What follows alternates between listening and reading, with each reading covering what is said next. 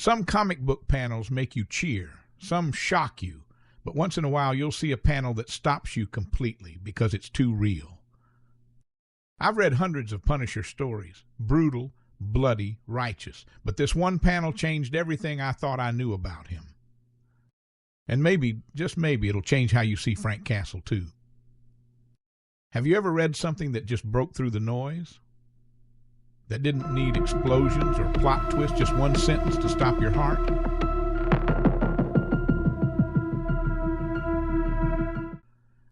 Frank Castle, the Punisher. The one-man war on crime, a soldier with no off switch.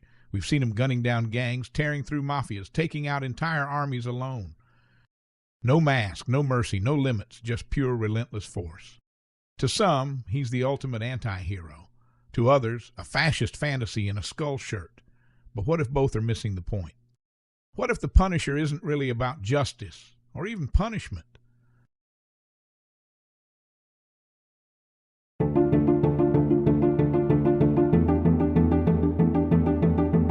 You probably know the origin. Frank, his wife, and 2 kids go for a picnic in Central Park. Wrong place, wrong time. They witness a mob hit. And just like that, everything he loved was taken. But it wasn't just a tragedy.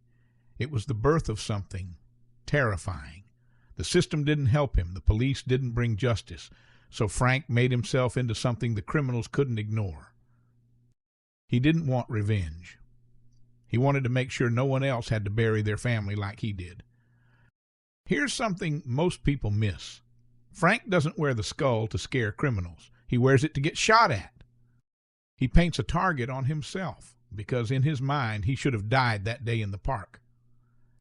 Every bullet he takes, every wound is penance. It's his twisted form of justice, not to punish the world, but to punish himself. He's not trying to live, he's trying to endure. Then I found it. Punisher Mac, Issue 10, written by Garth Ennis. Frank is standing in front of his daughter's grave, alone. The sky is gray, no guns, no skull. He kneels down and he says, "I remember your laugh more than your face." That's it. No violence, no blood, just that one line.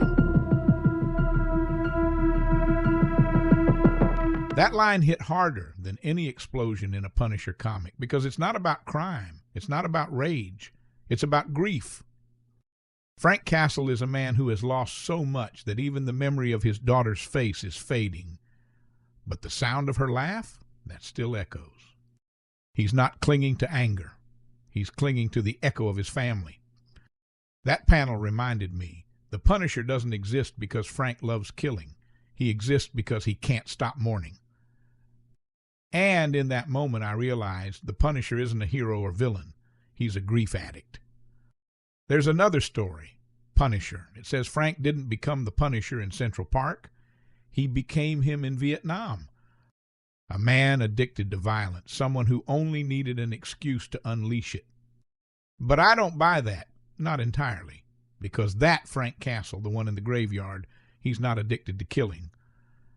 He's addicted to memory, to guilt, to the fear that forgetting his daughter means losing her all over again.